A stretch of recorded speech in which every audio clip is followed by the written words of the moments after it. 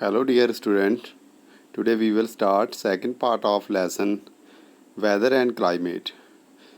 ਬੱਚਿਓ ਅੱਜ ਆਪਾਂ weather and climate lesson the second part ਕਰਾਂਗੇ। ਠੀਕ ਹੈ, ਜਿਸ ਦੇ ਵਿੱਚ ਆਪਾਂ ਦਾ ਹੀਟ ਜ਼ੋਨਸ ਬਾਰੇ ਪੜਾਂਗੇ। ਠੀਕ ਹੈ, ਜੋ ਹੀਟ ਜ਼ੋਨਸ ਹੁੰਦੇ ਨੇ ਇਹਨਾਂ ਦੇ ਬਾਰੇ ਆਪਾਂ ਡਿਸਕਸ ਕਰਾਂਗੇ ਅੱਜ। Depending upon the amount of heat received from the sun, the earth has climatic or heat zones. These are the tropical, the temperate and the polar zones. ਦੇਖੋ ਅਰਥ ਦੇ ਜਿਵੇਂ ਵੀ ਆਪਣੀ ਧਰਤੀ ਨੂੰ ਆਪਾਂ 3 ਪਾਰਟ ਦੇ ਵਿੱਚ ਡਿਵਾਈਡ ਕਰ ਲਿਆ ਹੀਟ ਜ਼ੋਨ ਦੇ ਵਿੱਚ, ਵੀ ਕਿਹੜਾ ਭਾਗ ਕਿਹੜਾ ਪਾਰਟ ਕਿੰਨੀ ਗਰਮੀ ਰਿਸੀਵ ਕਰਦਾ ਹੈ, ਸੂਰਜ ਤੋਂ ਕਿੰਨੀ ਧੁੱਪ ਜਾਂ ਕਿੰਨੀ ਹੀਟ ਰਿਸੀਵ ਕਰਦਾ ਹੈ। ਠੀਕ ਹੈ, ਤਾਂ ਇਹਨਾਂ ਨੂੰ ਫਿਰ ਇਹ 3 ਜਿਹੜੇ ਕਲਾਈਮੇਟ ਹੀਟ ਜ਼ੋਨ ਨੇ ਕਿਹੜੇ ਨੇ, ਇੱਕ ਨੂੰ ਆਪਾਂ ਟ੍ਰੋਪੀਕਲ ਜ਼ੋਨ ਕਹਿੰਦੇ ਹਾਂ, ਟੈਂਪਰੇਟ ਜ਼ੋਨ ਕਹਿੰਦੇ ਹਾਂ ਜਾਂ ਪੋਲਰ ਜ਼ੋਨ ਕਹਿੰਦੇ ਹਾਂ। ਠੀਕ ਹੈ, ਇਸ ਨੂੰ ਆਪਾਂ ਚੰਗੀ ਤਰ੍ਹਾਂ ਇਸ ਫਿਗਰ ਦੇ ਉੱਪਰ ਦੇਖ ਸਕਦੇ ਹਾਂ। ਠੀਕ ਹੈ, ਇਸ ਦੇ ਵਿੱਚ ਕੀ ਹੈ, ਇੱਕ ਅਰਥ ਦਾ ਮਾਡਲ ਹੈ। ਇਸ ਦੇ ਵਿੱਚ ਹੀਟ ਜ਼ੋਨ ਔਨ ਦਾ ਅਰਥ। ਠੀਕ ਹੈ, ਕਿਹੜੇ ਹੀਟ ਜ਼ੋਨ ਨੇ, ਜੋ ਇਕੁਏਟਰ ਤੋਂ ਟ੍ਰੋਪਿਕ ਆਫ ਕੈਂਸਰ ਜਾਂ tropic of Capricorn the area ਹੈ, ਇਸ ਸਾਰੇ ਨੂੰ ਆਪਾਂ ਟ੍ਰੋਪੀਕਲ ਜ਼ੋਨ ਕਹਿੰਦੇ ਹਾਂ। ਠੀਕ ਹੈ, ਇਸ ਦੇ ਵਿੱਚ ਬਹੁਤ ਜ਼ਿਆਦਾ ਗਰਮੀ ਅਤੇ ਬਹੁਤ ਜ਼ਿਆਦਾ ਇਹ ਇਲਾਕਿਆਂ ਦੇ ਵਿੱਚ ਵਰਖਾ ਹੁੰਦੀ ਹੈ। ਠੀਕ ਹੈ, ਨੈਕਸਟ ਜੇ ਆਪਾਂ ਗੱਲ ਕਰੀਏ ਨਾਰਥ ਵੱਲ ਨੂੰ ਜਾਈਏ ਜਾਂ ਨੀਚੇ ਸਾਊਥ ਵੱਲ ਨੂੰ, ਸਾਊਥ ਪੋਲ ਵੱਲ ਨੂੰ ਜਾਈਏ। ਠੀਕ ਹੈ, ਟ੍ਰੋਪਿਕ ਆਫ ਕੈਂਸਰ ਤੋਂ ਆਰਕਟਿਕ ਸਰਕਲ ਤੱਕ ਜੋ ਏਰੀਆ ਹੈ ਇਸ ਨੂੰ ਆਪਾਂ ਨਾਰਥ ਟੈਂਪਰੇਟ ਜ਼ੋਨ ਕਹਿੰਦੇ ਹਾਂ। ਠੀਕ ਹੈ, ਫਿਰ ਜੋ ਆਰਕਟਿਕ ਸਰਕਲ ਹੈ ਉਸ ਤੋਂ ਉੱਪਰਲਾ ਏਰੀਆ ਹੈ, ਇਸ ਨੂੰ ਆਪਾਂ ਨਾਰਥ ਫ੍ਰਿਜ ਜ਼ੋਨ ਕਹਿੰਦੇ ਹਾਂ। ਮਤਲਬ ਕਿ ਬਹੁਤ ਠੰਡੇ ਇਲਾਕੇ ਨੇ, ਇੱਥੇ ਧੁੱਪ ਜਿਹੜੀ ਹੈਗੀ ਹੈ ਸੂਰਜ ਦੀ ਨਾ ਮਾਤਰ ਪਹੁੰਚਦੀ ਹੈ। ਇਸੇ ਤਰ੍ਹਾਂ ਹੀ ਆਪਾਂ ਨੀਚੇ ਵੱਲ ਨੂੰ ਦੇਖਦੇ ਹਾਂ, ਸਾਊਥ ਵੱਲ ਨੂੰ।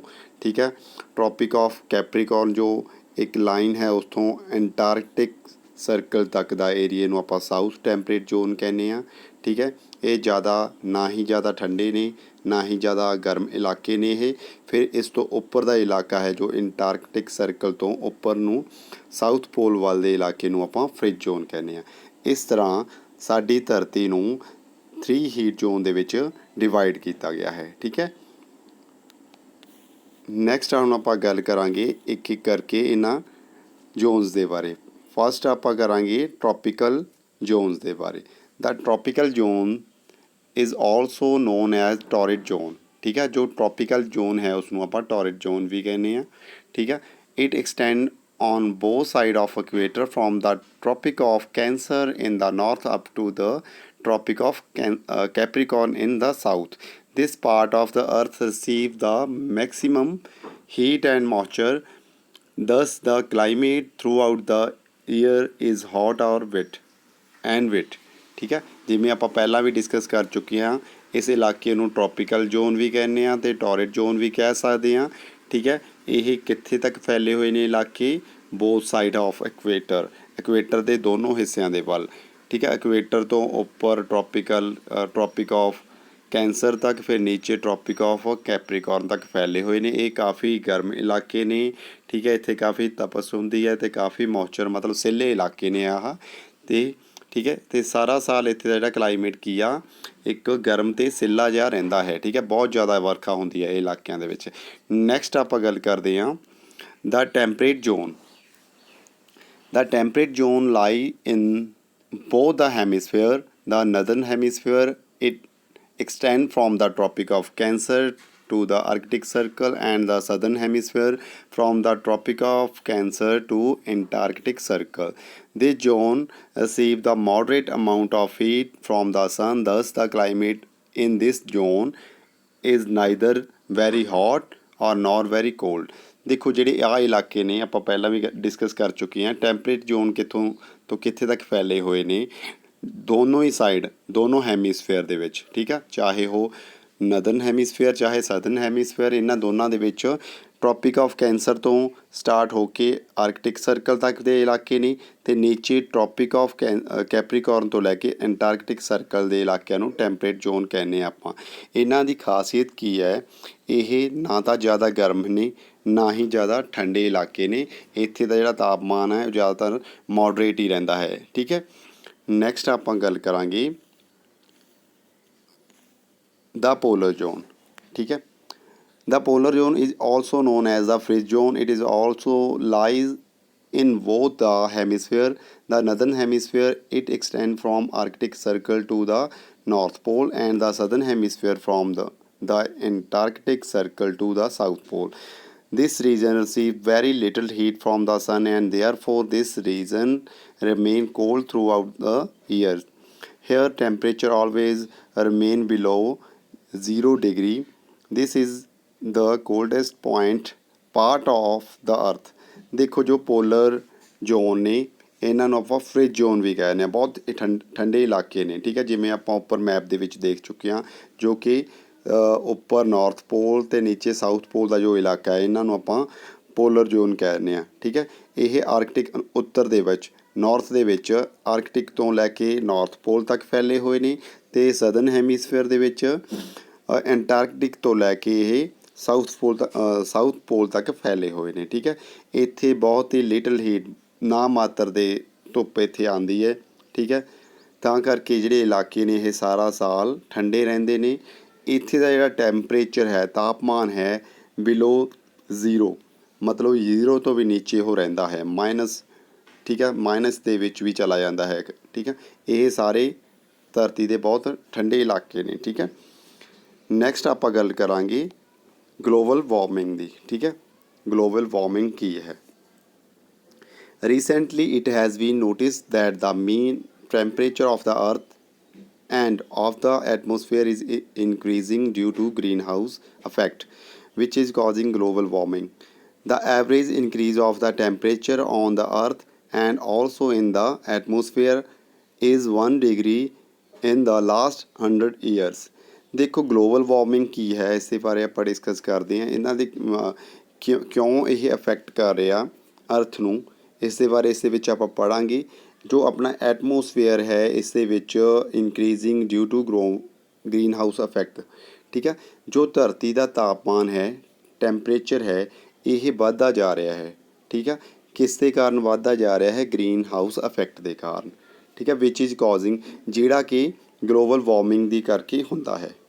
ਠੀਕ ਹੈ, ਜਿਹੜਾ ਐਵਰੇਜ ਆਪਣਾ ਟੈਂਪਰੇਚਰ ਹੈ ਅਰਥ ਦਾ, ਉਹ ਕੀ ਆ? Atmosphere the 1 degree in the last 100 year, 100 ਸਾਲ ਦੇ ਵਿੱਚ 1 ਡਿਗਰੀ ਉਹ ਵੱਧ ਗਿਆ ਹੈ ਪਹਿਲਾਂ ਦੇ ਨਾਲੋਂ। ਠੀਕ ਹੈ, ਇਸ ਦੇ ਬਾਰੇ ਆਪਾਂ ਦੇਖਾਂਗੇ ਵੀ ਗਲੋਬਲ ਵਾਰਮਿੰਗ ਕੀ ਹੈ ਅਤੇ ਗ੍ਰੀਨ ਹਾਊਸ ਇਫੈਕਟ ਕੀ ਹੈ। ਪਹਿਲਾਂ ਆਪਾਂ ਸੈਕਿੰਡ ਪੈਰਾ ਸਟਾਰਟ ਕਰਦੇ ਹਾਂ। The main greenhouse gases are carbon dioxide, methane and CFC, means chlorofluorocarbons. The increase of the greenhouse gases in the atmosphere is due to pollution which is caused by nature and the activity of human being. These gases can easily trap the heat of sun and this is called the greenhouse effect. ਦੇਖੋ ਇਸ ਪੈਰੇ ਦੇ ਵਿੱਚ ਕੀ clear ਹੋਇਆ ਹੈ ਵੀ ਜੋ global warming ਹੈ ਕਿਸ ਦੇ ਕਰਕੇ ਹੋ ਰਹੀ ਹੈ ਅਤੇ ਗ੍ਰੀਨ ਹਾਊਸ ਇਫੈਕਟ ਕੀ ਹੈ। ਦੇਖੋ ਆਪਣੇ ਗ੍ਰੀਨ ਹਾਊਸ ਗੈਸਿਸ ਕਿਹੜੀਆਂ ਕਿਹੜੀਆਂ ਨੇ, ਤੁਸੀਂ ਇਸ ਨੂੰ ਅੰਡਰਲਾਈਨ ਕਰ ਲਿਓ ਆਪਣੀ ਬੁੱਕ ਦੇ ਉੱਪਰ। ਕਿਹੜੀਆਂ ਕਿਹੜੀਆਂ ਨੇ? ਕਾਰਬਨ ਡਾਈਆਕਸਾਈਡ ਹੈ, ਇੱਕ ਮੀਥੇਨ ਹੈ, ਇੱਕ CFC ਜਿਸ ਨੂੰ ਆਪਾਂ ਕਲੋਰੋਫਲੋਰੋਕਾਰਬਨਸ ਕਹਿੰਦੇ ਹਾਂ।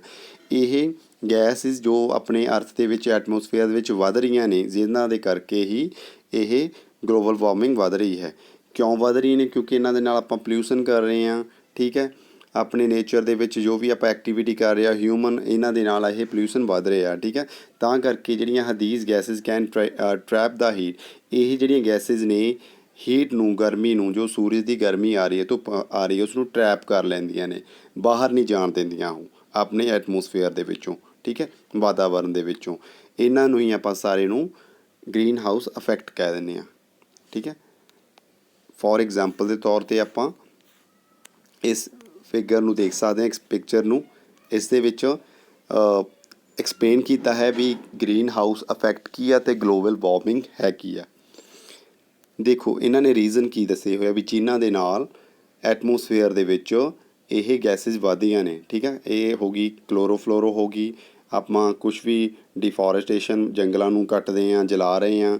ਠੀਕ ਹੈ, ਫੈਕਟਰੀਜ਼ ਨੇ, ਠੀਕ ਹੈ। ਵਹੀਕਲ ਦੇ ਇੰਜਨ, ਪੈਟਰੋਲ, ਆਇਲ ਜੋ ਵੀ ਆਪਾਂ ਚਲਾਉਂਦੇ ਹਾਂ, ਜਿੰਨਾ ਪੋਲਿਊਸ਼ਨ ਕਰ ਰਹੇ ਹਾਂ, ਸਾਰਾ ਕੁਛ ਕੀ ਆ, ਇਹਨਾਂ ਦੇ ਨਾਲ ਆਹ ਗੈਸਿਸ ਬਣਦੀਆਂ ਨੇ, ਕਾਰਬਨ ਡਾਈਆਕਸਾਈਡ, ਮੀਥੇਨ ਜਾਂ ਕਲੋਰੋਫਲੋਰੋ। ਆਹ ਡਿਊਡਰੈਂਟ ਆ, ਜੋ ਵੀ ਆਪਾਂ ਪਰਫਿਊਮ, ਡਿਊਡਰੈਂਟ ਜੋ ਵੀ ਯੂਜ਼ ਕਰਦੇ ਆ ਉਹਨਾਂ ਦੇ ਵਿੱਚ ਵੀ ਇਹ ਗੈਸਿਸ ਹੁੰਦੀਆਂ ਨੇ, ਠੀਕ ਹੈ। ਰੈਫਰੀਜਰੇਟਰ ਦੇ ਵਿੱਚ ਵੀ ਯੂਜ਼ ਹੁੰਦੀ ਹੈ। ਇਹਨਾਂ ਦੀ ਜਿਵੇਂ ਜਿਵੇਂ ਆਪਾਂ ਜ਼ਿਆਦਾ ਵਰਤੋਂ ਕਰਦੇ ਹਾਂ ਤਾਂ ਇਹ ਗੈਸਿਸ ਜ਼ਿਆਦਾ ਵੱਧਦੀਆਂ ਆਪਣੇ ਐਟਮੋਸਫੇਅਰ ਦੇ ਵਿੱਚ। ਫਿਰ ਇਹ ਇੱਕ ਆਪਣੇ ਐਟਮੋਸਫੇਅਰ ਦੇ ਵਿੱਚ ਇੱਕ ਟਰੈਪ ਕਰ ਲੈਂਦੀ ਹੈ, ਇੱਕ ਇਹਨਾਂ ਨੂੰ ਮੰਨ ਲਓ ਜੋ ਸੂਰਜ ਦੀ ਧੁੱਪ ਆਉਂਦੀ ਹੈ ਫਿਰ ਉਹ ਬਾਹਰ ਨਹੀਂ ਜਾਂਦੀ, ਇਹ ਅੰਦਰ ਹੀ ਹੀਟ ਨੂੰ ਪ੍ਰੋਡਿਊਸ ਕਰਦੀਆਂ ਰਹਿੰਦੀਆਂ ਅਤੇ ਅੰਦਰ ਹੀ ਗਰਮੀ ਵੱਧਦੀ ਰਹਿੰਦੀ ਹੈ। ਤਾਂ ਕਰਕੇ ਇਸ ਚੀਜ਼ ਨੂੰ ਆਪਾਂ ਗ੍ਰੀਨ ਹਾਊਸ ਇਫੈਕਟ ਬੋਲਦੇ ਹਾਂ।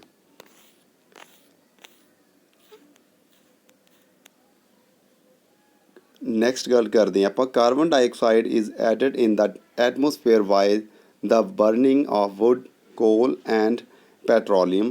It is also added by vehicle and industry. Methane gas is added in the atmosphere by digestive system of herbivores such as cow, horse, goats, sheep. Chlorofluorocarbons are released from perfume and deodorant spray. Chlorofluorocarbon are also used in refrigerator. ਦੇਖੋ ਜੋ gases ਦਾ ਆਪਾਂ ਨਾਮ ਲਿਆ ਉਹ ਕਿਵੇਂ produce ਹੁੰਦੀਆਂ ਨੇ, ਕਿਵੇਂ ਆਪਣੇ ਐਟਮੋਸਫੇਅਰ ਵਿੱਚ ਵੱਧ ਰਹੀਆਂ, ਇਸ ਦੇ ਵਿੱਚ ਦੱਸਿਆ ਹੋਇਆ ਹੈ ਵੀ ਜੋ ਕਾਰਬਨ ਡਾਈਆਕਸਾਈਡ ਗੈਸ ਹੈ ਇਹ ਕਿਉਂ ਵੱਧ ਰਹੀ ਹੈ ਆਪਣੇ ਐਟਮੋਸਫੇਅਰ ਦੇ ਵਿੱਚ। ਜਿਵੇਂ ਆਪਾਂ ਬਰਨਿੰਗ ਆਫ ਵੁੱਡ, ਜਿਵੇਂ ਆਪਾਂ ਲੱਕੜੀ ਜਲਾਉਂਦੇ ਹਾਂ, ਫਿਰ ਕੋਲਾ ਜਲਾਉਂਦੇ ਹਾਂ, ਜਾਂ ਫਿਰ ਪੈਟਰੋਲੀਅਮ, ਠੀਕ ਆ, ਆਪਣੇ ਵਹੀਕਲ ਦੇ ਵਿੱਚ ਯੂਜ਼ ਹੁੰਦਾ ਹੈ, ਗੱਡੀਆਂ, ਕਾਰਾਂ, ਮੋਟਰ ਸਾਈਕਲ ਜੋ ਵੀ, ਜਾਂ ਫਿਰ ਇੰਡਸਟਰੀਜ਼ ਆ, ਜੋ ਵੀ ਉਦਯੋਗ ਨੇ, ਇਹਨਾਂ ਦੇ ਤੋਂ ਫਿਰ ਜੋ ਧੂੰਆਂ ਨਿਕਲਦਾ ਹੈ, ਜੋ ਬਰਨ ਹੁੰਦਾ ਹੈ ਇਹਨਾਂ ਦੇ ਵਿੱਚ ਜੋ ਵੀ ਮਟੀਰੀਅਲ, ਉਹਨਾਂ ਦੇ ਨਾਲ ਕਾਰਬਨ ਡਾਈਆਕਸਾਈਡ ਗੈਸ ਵੱਧ ਰਹੀ ਹੈ ਐਟਮੋਸਫੇਅਰ ਦੇ। ਮੀਥੇਨ ਗੈਸ ਦਾ ਬਾਰੇ ਇਹਨਾਂ ਨੇ ਦੱਸਿਆ ਹੈ ਵੀ ਆਪਣੇ ਜੋ ਐਟਮੋਸਫੇਅਰ ਦੇ ਵਿੱਚ ਕਿਵੇਂ ਵੱਧ ਰਹੀ ਹੈ। ਜੋ ਆਪਣੇ ਸ਼ਾਕਾਹਾਰੀ ਪਸ਼ੂ ਨੇ, ਐਨੀਮਲਸ ਨੇ, ਜਿਨ੍ਹਾਂ ਵਿੱਚ ਕਾਓ, ਹਾਰਸ, ਗੋਟ, ਸ਼ੀਪ, ਇਹਨਾਂ ਤੋਂ ਉਹ ਚੀਜ਼ ਡਾਈਜੈਸਟਿਵ ਸਿਸਟਮ ਤੋਂ ਇਹਨਾਂ ਦੇ ਉਹ ਪ੍ਰੋਡਿਊਸ ਹੁੰਦੀ ਆ। ਜੋ ਕਲੋਰੋਫਲੋਰੋਕਾਰਬਨਸ ਹੈ ਉਹ ਜੋ ਵੀ ਆਪਾਂ ਪਰਫਿਊਮ, ਡਿਊਡਰੈਂਟਸ, ਜੋ ਸਪਰੇਅ ਯੂਜ਼ ਕਰਦੇ ਹਾਂ ਜਾਂ ਫਿਰ ਘਰ ਦੇ ਵਿੱਚ ਆਪਣੇ ਰੈਫਰੀਜਰੇਟਰ ਯੂਜ਼ ਕਰਦੇ ਹਾਂ, ਇਹਨਾਂ ਤੋਂ ਇਹ ਪ੍ਰੋਡਿਊਸ ਹੁੰਦੀ ਹੈ, ਜਿਸ ਕਰਕੇ ਹੀ ਗਲੋਬਲ ਵਾਰਮਿੰਗ ਵੱਧਦੀ ਹੈ। ਜਿੰਨਾ ਆਪਾਂ ਇਹਨਾਂ ਚੀਜ਼ਾਂ ਦਾ ਜ਼ਿਆਦਾ ਵਰਤੋਂ ਕਰਾਂਗੇ ਉਸੇ ਨਾਲ ਇਹ ਗੈਸਿਸ ਜ਼ਿਆਦਾ ਵਧਣਗੀਆਂ, ਠੀਕ ਹੈ। ਨੈਕਸਟ ਆਪਾਂ ਇੱਕ ਫੋਰ ਐਗਜ਼ਾਮਪਲ ਦੇ ਤੌਰ 'ਤੇ ਇਹਨਾਂ ਨੇ ਦੱਸਿਆ ਹੋਇਆ, ਇਸ ਦੇ ਬਾਰੇ ਆਪਾਂ ਫੇਰ ਡਿਸਕਸ ਕਰਦੇ ਹਾਂ। Let us try to understand how the trapped gas in atmosphere warming and increase of temperature. Suppose you are sitting inside a car, the window are closed, the ray of sun fall on the car, some of them through the windshield of the car. The heat collected inside the car cannot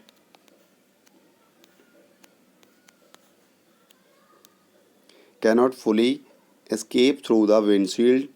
This causes warming up of air inside the car. In the same way, the air around us is also warming up due to greenhouse effect. Global warming can create some problem and affect our lifestyle. Some of them problem are, ਠੀਕ ਹੈ।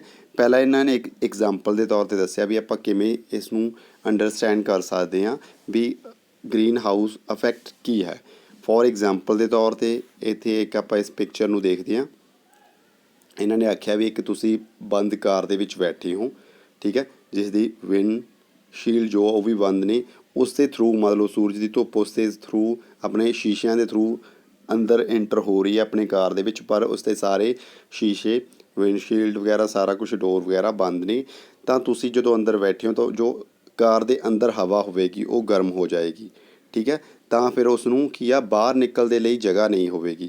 ਇਸੇ ਤਰ੍ਹਾਂ ਹੀ ਜੋ ਆਹ gases ਨੇ ਆਪਾਂ ਜਿਨ੍ਹਾਂ ਬਾਰੇ ਪੜ੍ਹਿਆ ਹੈ, ਕਾਰਬਨ, ਮੀਥੇਨ, ਕਲੋਰੋਫਲੋਰੋਕਾਰਬਨ, ਇਹ ਸਾਰੀਆਂ ਇੱਦਾਂ ਹੀ ਐਟਮੋਸਫੇਅਰ ਦੇ ਵਿੱਚ ਇਹ ਹੀਟ ਨੂੰ ਲੌਕ ਕਰ ਲੈਂਦੀਆਂ ਨੇ, ਜਿਹਦੇ ਕਰਕੇ ਆਪਾਂ ਨੂੰ ਨੀਚੇ ਐਟਮੋਸਫੇਅਰ ਦੇ ਵਿੱਚ ਜ਼ਿਆਦਾ ਗਰਮੀ ਲੱਗਦੀ ਹੈ, ਟੈਂਪਰੇਚਰ ਜ਼ਿਆਦਾ ਇਨਕਰੀਜ਼ ਹੁੰਦਾ ਹੈ, ਠੀਕ ਹੈ।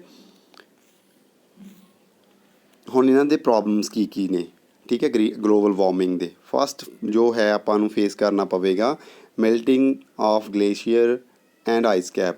ਜਿਹੜੇ ਗਲੇਸ਼ੀਅਰ ਨੇ, ਠੀਕ ਆ, ਆਈਸਬਰਗ ਨੇ, ਉਹ ਸਾਰੇ ਮੈਲਟ ਹੋ ਜਾਣਗੇ, ਪਿਘਲਣੇ ਸ਼ੁਰੂ ਹੋ ਜਾਣਗੇ ਗਰਮੀ ਦੇ ਕਾਰਨ। ਸੈਕਿੰਡ ਹੈ it can cause rise in sea level and thus some island may sink under the water. ਇਸ ਦੇ ਨਾਲ ਕੀ ਆ, ਜਦੋਂ ਇਹ ਬਰਫ਼ ਆ ਉਹ ਪਿਘਲੇਗੀ, ਮਿਲਟ ਹੋਵੇਗੀ, ਤਾਂ ਸੀ ਲੈਵਲ ਹੈ ਜੋ ਉਹ ਹਾਈ ਹੋ ਜਾਏਗਾ, ਰਾਈਜ਼ ਹੋ ਜਾਵੇਗਾ, ਉੱਪਰ ਉੱਠੇਗਾ, ਜਿਸ ਦੇ ਨਾਲ ਜਿਹੜੇ ਕੁਝ ਆਈਲੈਂਡ ਨੇ ਸਮੁੰਦਰ ਦੇ ਵਿੱਚ, ਸੀ ਦੇ ਵਿੱਚ, ਉਹ ਡੁੱਬ ਜਾਣਗੇ। Warming of ocean water can cause heavy rainfall, it can flood and low lying areas. ਠੀਕ ਹੈ, ਗਰਮੀ ਦੇ ਨਾਲ ਕੀ ਹੈ, ਜਿਹੜੇ ਆਪਣੇ ਓਸ਼ੀਅਨ ਨੇ, ਮਹਾਸਾਗਰ ਨੇ, ਉਹਨਾਂ ਦਾ ਪਾਣੀ ਕੀ ਹੈ, ਗਰਮ ਹੋ ਜਾਵੇਗਾ, ਜਿਸ ਦੇ ਨਾਲ ਹੈਵੀ ਰੇਨਫਾਲ ਹੋਵੇਗੀ, ਜ਼ਿਆਦਾ ਵਰਖਾ ਹੋਵੇਗੀ, ਜਿਸ ਦੇ ਨਾਲ ਜਿਹੜੇ ਨਿਚਲੇ ਇਲਾਕੇ ਨੇ, ਏਰੀਆਜ਼ ਨੇ, ਉਹ ਫਲੱਡ ਦੇ ਨਾਲ, ਹੜ੍ਹਾਂ ਦੇ ਨਾਲ, ਪਾਣੀ ਦੇ ਨਾਲ ਭਰ ਜਾਣਗੇ। ਫੋਰਥ ਹੈ ਇਟ ਕੈਨ ਕਾਜ਼ ਡੈਥ ਔਰ extinction of animals such as polar bear, penguins, coral reef and some other rare species। ਇਸ ਦੇ ਨਾਲ ਕੀ ਆ, ਕੁਛ ਡੈਥ ਹੋਣਗੀਆਂ ਜਾਂ ਕੁਛ ਜਿਹੜੇ ਐਨੀਮਲ ਨੇ ਉਹ, ਉਹਨਾਂ ਦੀ ਹੋਂਦ ਖਤਮ ਹੋ ਜਾਵੇਗੀ। ਠੀਕ ਹੈ, ਜਿਵੇਂ ਕਿ ਪੋਲਰ ਵੀਅਰ ਨੇ ਜੋ ਪੋਲਰ ਇਲਾਕੇ ਦੇ ਵਿੱਚ ਰਹਿੰਦੇ ਨੇ, ਪੈਂਗੁਇਨ ਨੇ ਜਾਂ ਕੋਰਲ ਰੀਫ ਨੇ, ਇੱਦਾਂ ਦੇ ਹੋਰ ਰੇਅਰ ਜਿਹੜੀਆਂ ਸਪਾਈਸਿਸ ਨੇ, ਹੋਰ ਵੀ ਪ੍ਰਜਾਤੀਆਂ ਨੇ, ਠੀਕ ਹੈ, ਜਾਨਵਰਾਂ ਦੀਆਂ, ਐਨੀਮਲਸ ਦੀਆਂ, ਉਹ ਖਤਮ ਹੋ ਜਾਣਗੀਆਂ। The flood can cause shortage of food and spread of diseases, this can also cause famine. ਦੇਖੋ ਜਿਹੜੇ ਫਲੱਡ ਨੇ ਉਹਨਾਂ ਦੇ ਨਾਲ ਆਪਾਂ ਨੂੰ ਜਿਹੜੇ ਸ਼ਾਰਟੇਜ ਹੋ ਜਾਏਗੀ ਆਪਣੇ ਫੂਡ ਦੀ, ਇਸ ਦੇ ਨਾਲ ਬਿਮਾਰੀਆਂ ਫੈਲਣਗੀਆਂ। ਠੀਕ ਹੈ, ਇਸ ਦੇ ਨਾਲ ਹੋਰ ਵੀ ਕਈ ਮਹਾਂਮਾਰੀਆਂ ਫੈਲਣਗੀਆਂ, ਇੱਦਾਂ ਦੇ ਸੋਕੇ, ਡਰਾਊਟ ਵਗੈਰਾ ਵੀ ਪੈਣਗੇ ਇਹਨਾਂ ਦੇ ਨਾਲ। ਸਿਕਸਥ ਹੈ it can also cause earthquake, tornadoes and tsunamis. ਇਸ ਦੇ ਨਾਲ ਅਰਥਕੁਏਕ ਆਉਣਗੇ, ਟੋਰਨੈਡੋਜ਼ ਆਉਣਗੇ ਜਾਂ ਸੁਨਾਮੀ ਵੀ ਆ ਸਕਦੀਆਂ ਨੇ। ਠੀਕ ਹੈ, we must make sincere effort to save our earth from the ill effect of global warming, we can do some of the following। ਠੀਕ ਹੈ, ਇੱਦਾਂ ਆਪਾਂ ਕੁਛ ਸਿੰਸੀਅਰ ਐਫਰਟ ਕਰ ਸਕਦੇ ਹਾਂ, ਜਿਸ ਦੇ ਨਾਲ ਆਪਾਂ ਆਪਣੀ ਅਰਥ ਨੂੰ ਬਚਾ ਸਕਦੇ ਹਾਂ। ਇਹਨਾਂ ਦੇ ਵਿੱਚੋਂ ਕੁਝ ਆਪਣੇ ਨੀਚੇ ਲਿਖੇ ਹੋਏ ਨੇ, ਜਿਨ੍ਹਾਂ ਦੇ ਵਿੱਚ ਫਸਟ ਹੈ we can talk to the people and convince them about this problem. ਸਾਨੂੰ ਲੋਕਾਂ ਦੇ ਨਾਲ ਗੱਲ ਕਰਨੀ ਚਾਹੀਦੀ ਹੈ ਅਤੇ ਇਸ ਪ੍ਰੋਬਲਮ ਨੂੰ ਸੋਲਵ ਕਰਨ ਦੇ ਬਾਰੇ ਆਪਾਂ ਨੂੰ ਕੁਛ ਨਾ ਕੁਛ ਡਿਸਕਸ਼ਨ ਕਰਨੀ ਚਾਹੀਦੀ ਹੈ। We should use environment friendly sprayer. ਠੀਕ ਹੈ, ਸਾਨੂੰ ਕੁਛ ਜਿਹੜੀਆਂ ਇਨਵਾਇਰਮੈਂਟ ਫਰੈਂਡਲੀ ਸਪਰੇਅਰ ਨੇ ਉਹਨਾਂ ਨੂੰ ਯੂਜ਼ ਕਰਨਾ ਚਾਹੀਦਾ ਹੈ। We should plant more tree and understand their importance. ਸਾਨੂੰ ਵੱਧ ਤੋਂ ਵੱਧ ਪੌਦੇ ਲਗਾਉਣੇ ਚਾਹੀਦੇ ਅਤੇ ਇਹਨਾਂ ਦੀ ਇੰਪੋਰਟੈਂਟ ਬਾਰੇ ਜਾਣਨਾ ਚਾਹੀਦਾ ਹੈ।